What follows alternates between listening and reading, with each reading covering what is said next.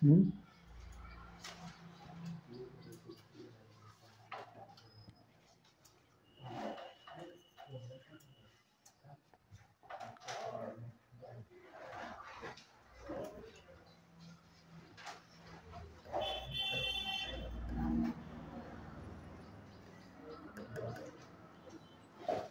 हम लोग सीखेंगे वर्ब। नहीं चल रहा है पता कि उसमें पता चलता है। अब इसको चेंज किया जाए। बड़ा कर लीजिए।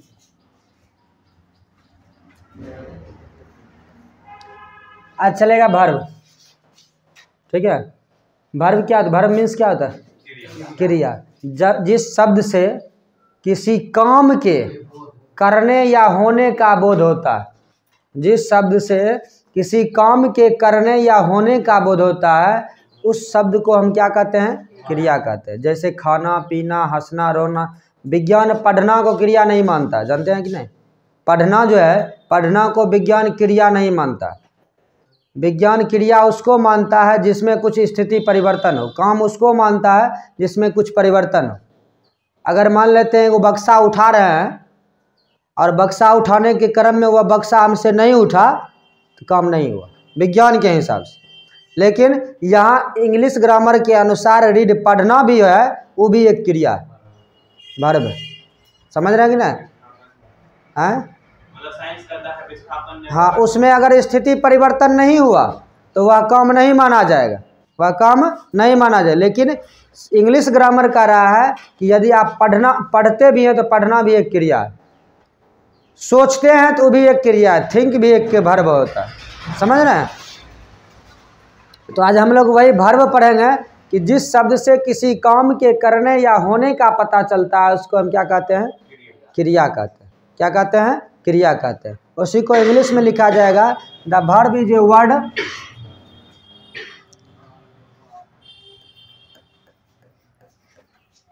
ये पता चल रहा है?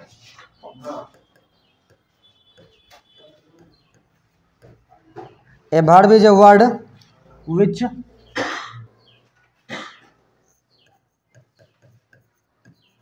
denotes क्या हुआ? An action,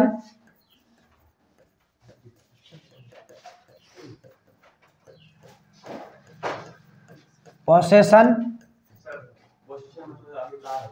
हाँ, relation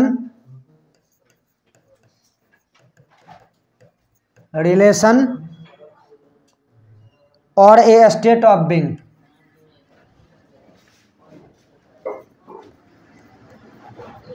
और a state of being। ध्यान दीजिए, a verb is a word,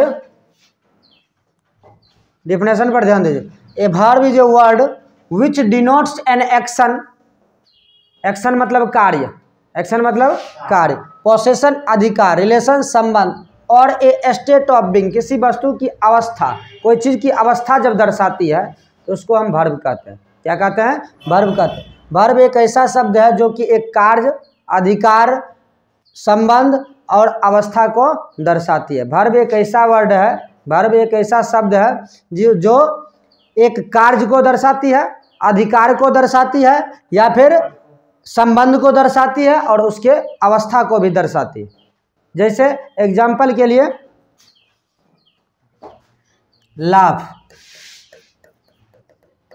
laugh क्या है? एक्शन, वर्ब है ना, एक्शन कार्य हुआ। हंसना भी एक कार्य है, वर्ब के कैटेगरी में रखा गया। ईट, गो, कम, स्लीप, ये सब क्या है? वर्ब है। क्या है? वर्ब है। समझ रहे हैं ना? ये वर्ब है।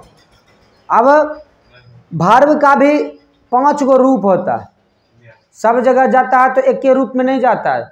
अगर टेंस वॉइस में अगर लेते हैं इसको तो सबका अलग V1, V2, V3, V4, V5 5 गो रूप इसका होता है। 5 गो रूप, प्रेजेंट, पास्ट, फ्यूचर, सबका अपना अपना रूप होता है। समझ रहे हो? V4 में ING का प्रयोग होता है, V5 में S या ES का प्रयोग होता है, और V2 V3 जो होता है कोई कोई वर्ड का सेम होता है, कोई कोई वर्ड का सेम होता है, लेकिन कोई कुछ वर्ड का अलग अलग भी होता है। जैसे ईट का V2 होता है 8 और V3 होता है ईटेन, तो दोनों अलग हुआ ना, ईट 8 ईटेन हो जाता है, यहाँ पर 8 ईटेन। और रीड का तीनों एक ही हो जाता है, कट का कट ही रह जाता है। तो इसी तरह जो है तीन गो, ये तीन जो है तीन मुख्य रूप से क्या करना होता है, याद करना होता है। बाकी दो गो में तो ING, एगो V4 में ING लगाइए और V5 में SEIS लगाइए, SEIS लगाइए, V5 बन जाएगा। लेकिन यहाँ पर तीन V1 V2 V3 जो है इसको लर्न करना पड़ता है।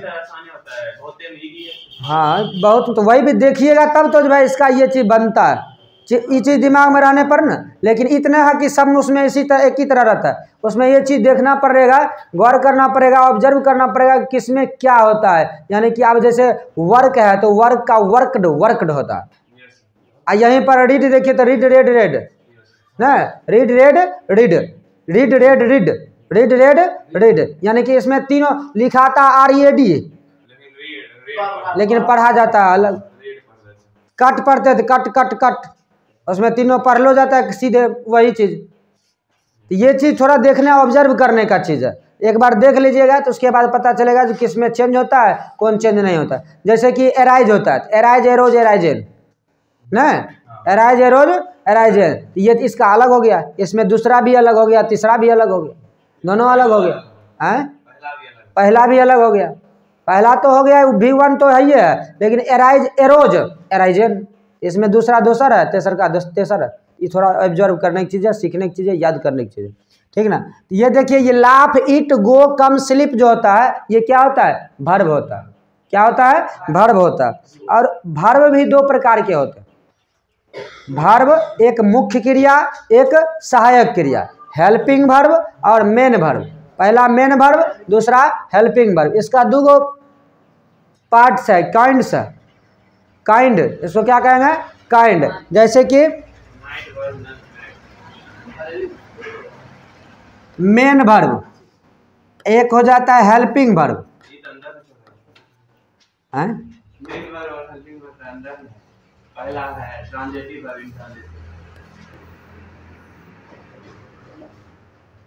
मेन वर्ब क्या मुख्य रूप से जो है ना, मेन वर्ब और हेल्पिंग वर्ब है। और तब मेन वर्ब का जो है मेन वर्ब उसका भेद हो जाता है ट्रांजिटिव एंड इंट्रांजिटिव। बात समझ रहे हैं,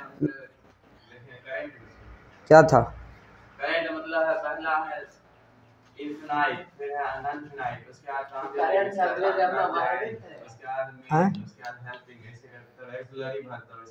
अभी जो हमको सीखना होगा मेन वर्ब और हेल्पिंग वर्ब। जब जैसे ही इज रीडिंग अगर कहते हैं तो उसमें इज अलग हो जाता है और रीडिंग अलग, तो रीडिंग यहाँ पर क्या हो जाता है, मेन वर्ब, और इज क्या होता है, हेल्पिंग वर्ब। अभी पहचान करना होगा मेन और हेल्पिंग का, उसके बाद जब मेन हेल्पिंग का पहचान हो जाएगा तब हम चलेंगे ट्रांजिटिव और इंट्रांजिटिव पर, ठीक ना। ऐसी करके क्रम से बढ़ेंगे। पहले क्या सीखेंगे हम लोग, मेन वर्ब और हेल्पिंग वर्ब, यानी मुख्य क्रिया और सहायक क्रिया। ये इसके अंडर में नहीं आता, मेन वर्ब के अंडर में हेल्पिंग वर्ब नहीं आता, इसका अपना चलता है। अब मान लीजिए कहेंगे कि ही is reading, he is reading,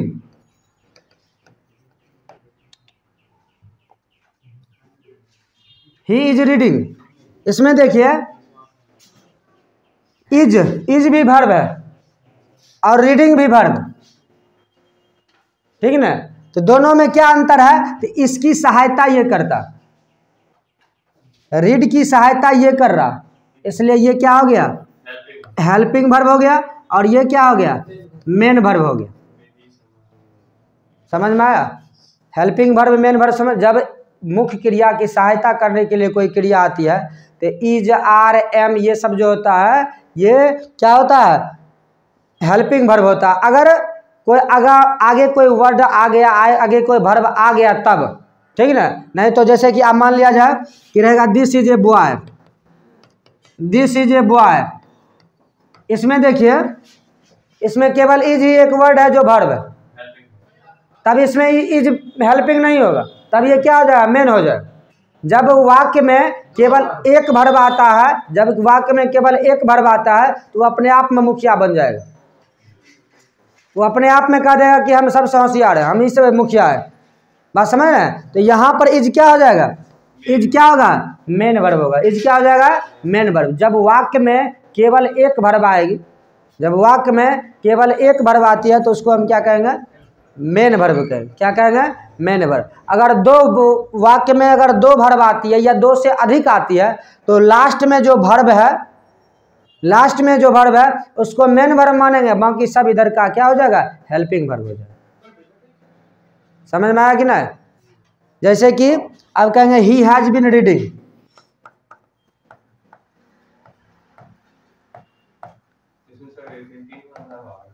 देखिए इसमें क्या है? ही हैज बीन रीडिंग, इसमें मुख्य मेन वर्ब कौन हुआ? रीडिंग हुआ मेन वर्ब। बाकी हैज और बीन ये दोनों क्या हो जाता है? हेल्पिंग वर्ब हो जाता है। ये क्या हो गया? मेन वर्ब हो जाता है। ये क्या हो जाता है? Main verb. समझ में आया? जब वाक्य में दो या दो से अधिक क्रियाएं आती है तो जो सबसे अंत में जो क्रिया होगी वह क्या होती है? Main verb. और उसके बाद जो बच गया वो सब हेल्पिंग वर्ब होता है। हैज भी यहाँ हेल्पिंग, बीन भी हेल्पिंग और रीडिंग मेन वर्ब। समझ में आया कि ना?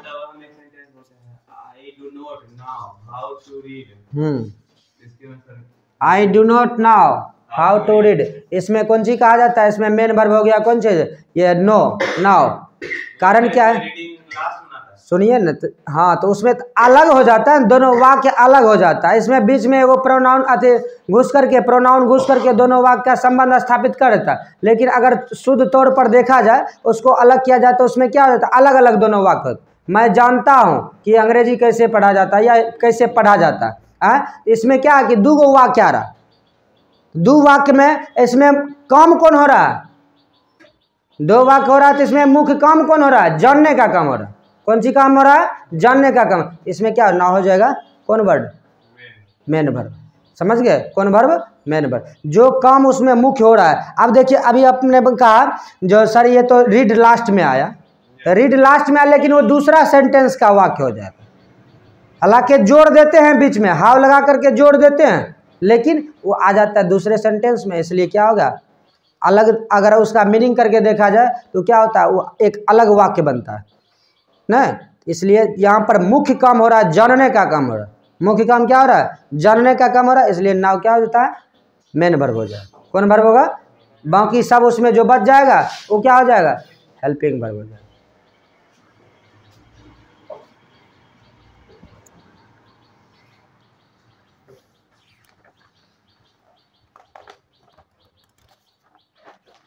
अब देखिए अभी तो प्ले, लाफ ये सब देख लिए। ये सब कौन सी बोध कराता है? एक्शन का बोध कराता है, एक्शन का।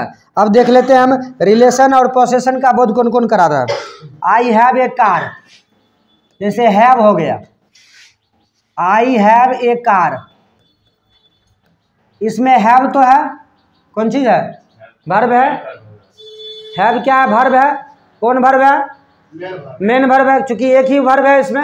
हैव जो हो गया, अब ये किसका ये बोध करा रहा है? एक्शन का बोध करा रहा है कि रिलेशन का बोध करा रहा है कि पोसेशन का बोध करा रहा है? पोसेशन का, चूंकि अधिकार का बोध करा रहा है। या मेरे पास एक कार है, अधिकार का बोध। यहाँ पर क्या हो जाता है? ये पोसेशन। समझ में आ रहा है ना? अब देखिए और बता रहे हैं, द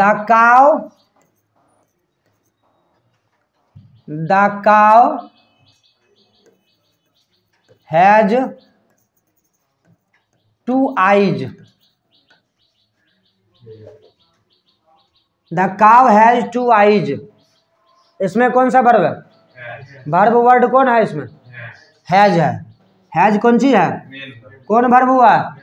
कारण क्या है? क्योंकि इसमें एक ही वर्ब है। हैज, हैव, वुड, कुड जो भी हो जाएगा ये सब होता है वर्ब ही। लेकिन यदि उसमें दूसरा वर्ब कोई नहीं आएगा तब यह मेन वर्ब हो जाएगा। दूसरा वर्ब यदि कोई नहीं आता है तो ये मेन वर्ब कहलाएगा। क्योंकि जब घर में कोई नहीं रहता है तो अपने आप को मालिक माना जाता है, नहीं माना जाता है? जब घर में अगर कोई नहीं है तो मालिक को हटा देते हैं, अपने आप को मालिक मान लेते हैं। तो वही बात इसमें भी है कि इसमें यदि दूसरा कोई वर्ब नहीं है तो ये मेन वर्ब हो जाता है। यदि दूसरा कोई वर्ब इसमें इंक्लूड है, इस सेंटेंस में दूसरा कोई वर्ब इंक्लूड है, तो ये क्या हो जाता है, तब ये हेल्पिंग वर्ब हो जाएगा। समझ गए? यहां पर भी हैज कौन सी का काम कर रहा है, पोसेशन का काम कर रहा है।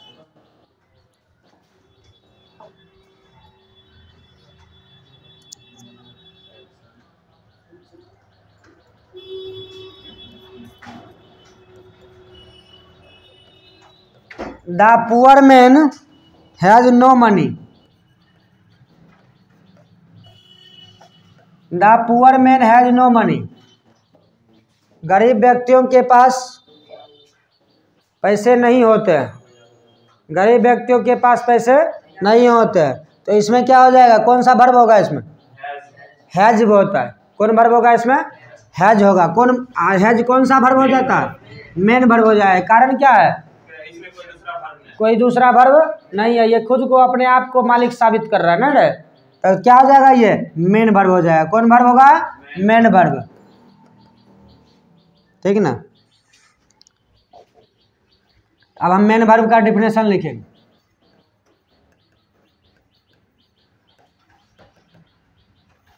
Main verb,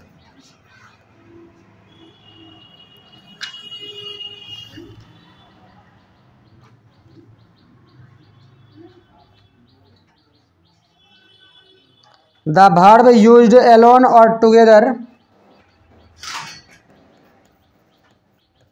the verb used alone or together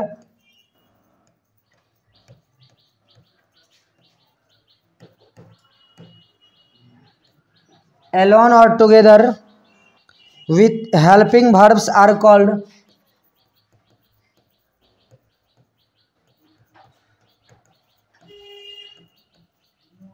with helping verbs are called main verb।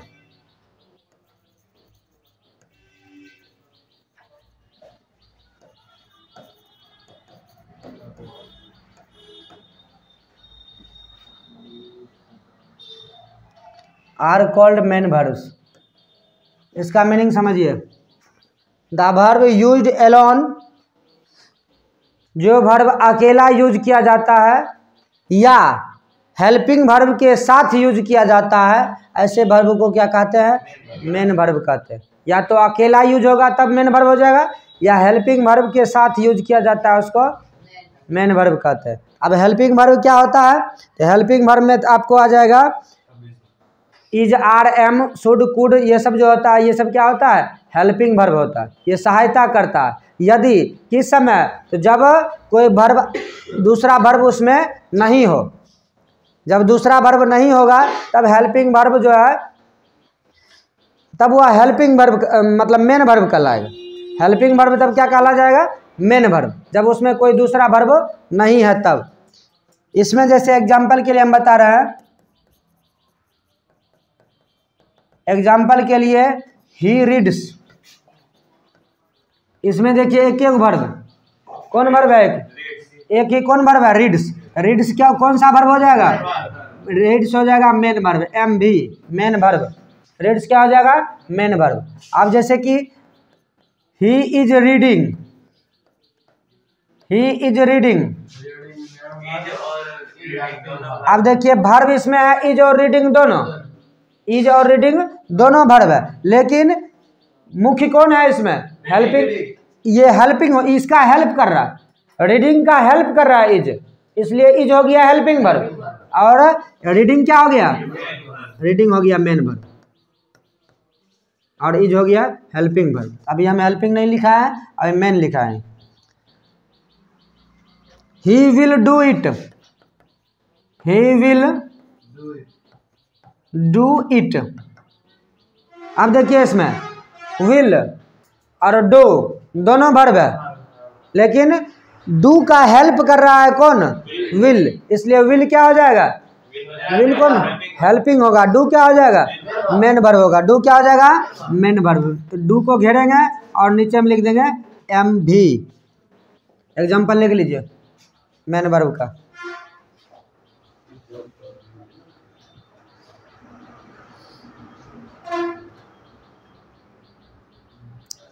Is, am, are, was, were, do, does, did, have, ये सब क्या है? हेल्पिंग वर्ब है।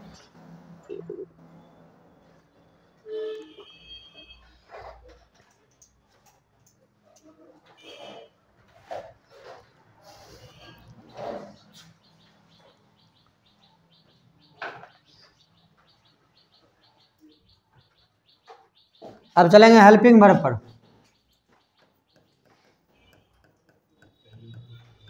हेल्पिंग वर्ब, हेल्पिंग वर्ब में a helping verb is one,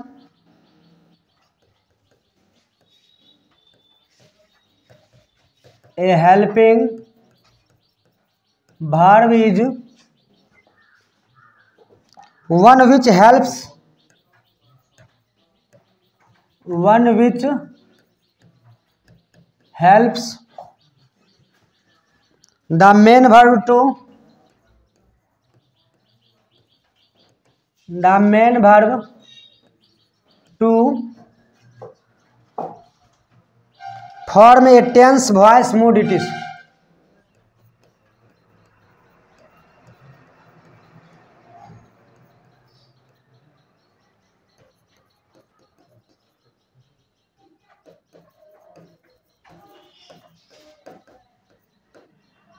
tense voice mood etc. Tense voice के निर्माण में जो मुख्य क्रिया की सहायता करती है उस वर्ब को हम हेल्पिंग वर्ब कहते हैं। उस वर्ब को हम क्या कहते हैं? Helping verb. जैसे कि अभी जैसे ही इज रीडिंग लिखे थे, ही इज रीडिंग लिखे थे, ही इज रीडिंग, तो रीडिंग क्या बताए थे? रीडिंग मेन वर्ब होता है, लेकिन इज इसका सहायता कर रहा है, क्या हो गया? हेल्पिंग वर्ब हो गया। क्या हो गया? Helping verb. Ram is going, Ram is going, Ram is going, तो यहाँ पर कौन सा वर्ब हो जाएगा? हेल्पिंग वर्ब, इज हो गया हेल्पिंग वर्ब। हेल्पिंग वर्ब कुछ मुख्य हेल्पिंग वर्ब का नाम हम यहाँ लिख देते हैं ब्रैकेट में। Is, are, am, should, would, will, shell,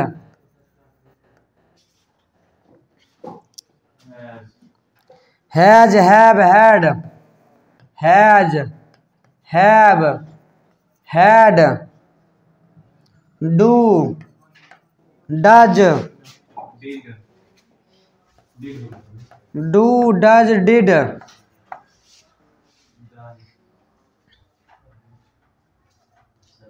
shell, will लिख दिया, शैल, विल लिख दिया। Can, could, can, could, may, might, must,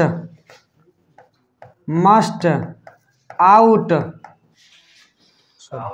out, OUGHT,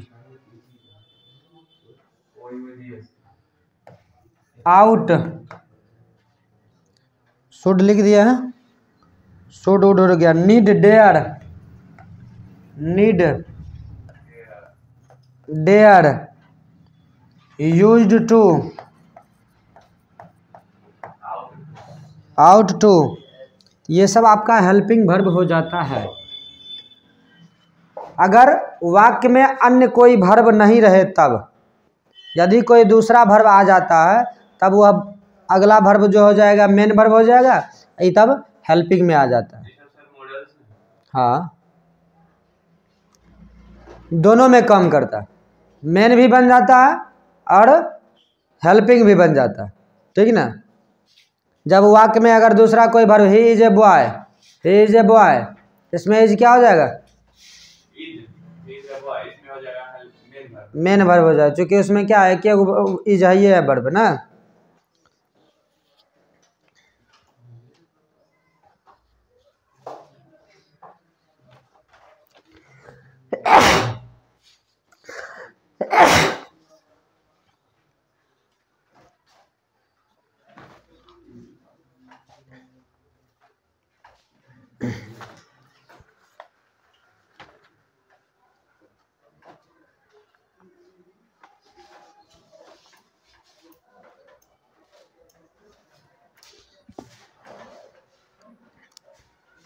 lexical auxiliary,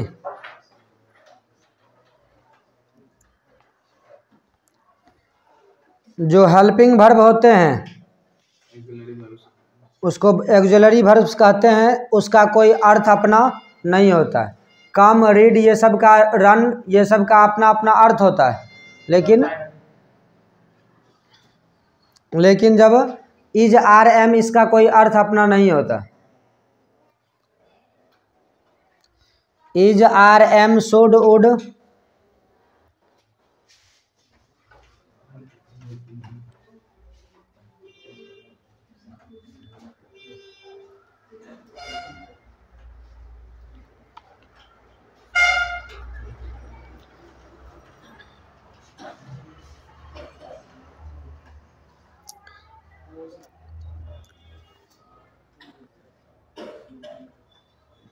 लिख लिया?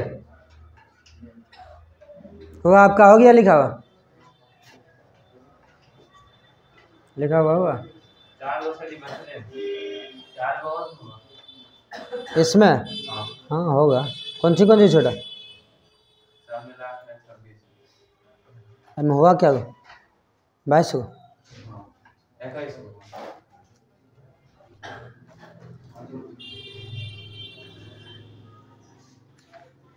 बीन नहीं लिखे? बीन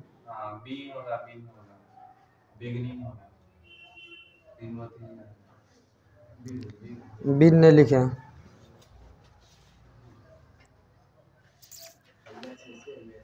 तो सीधा जानेंगे हम, वाक्य में जब प्रयोग होगा तो हम जान जाएंगे क्या जो कौन हेल्पिंग है कौन।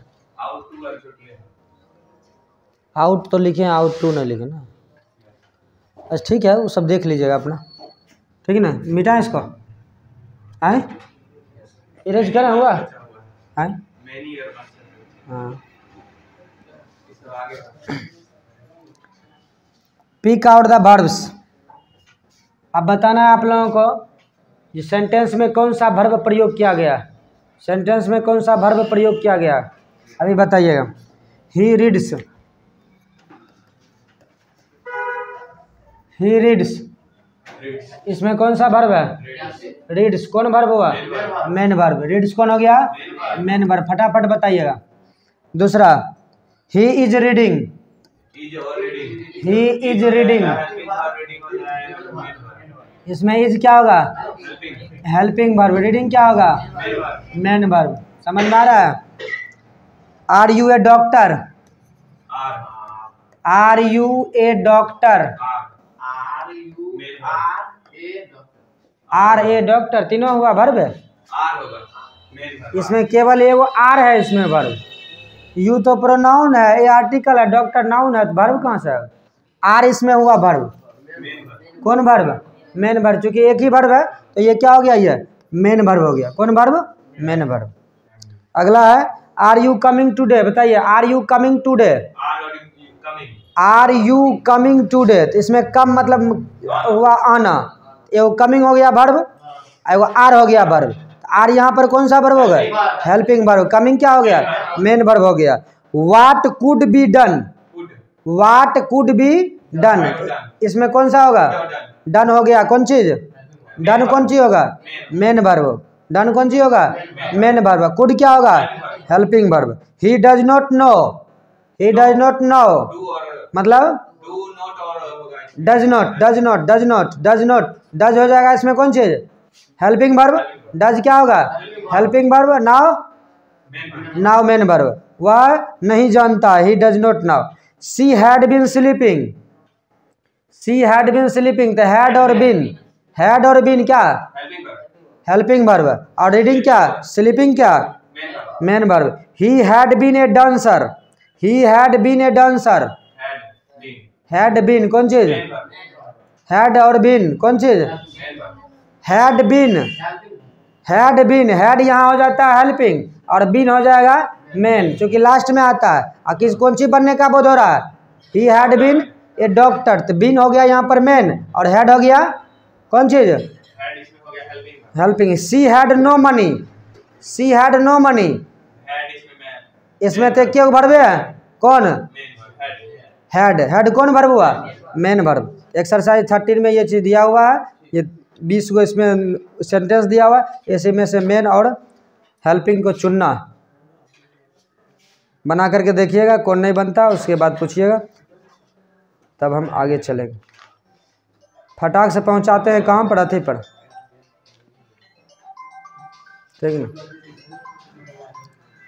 Video call.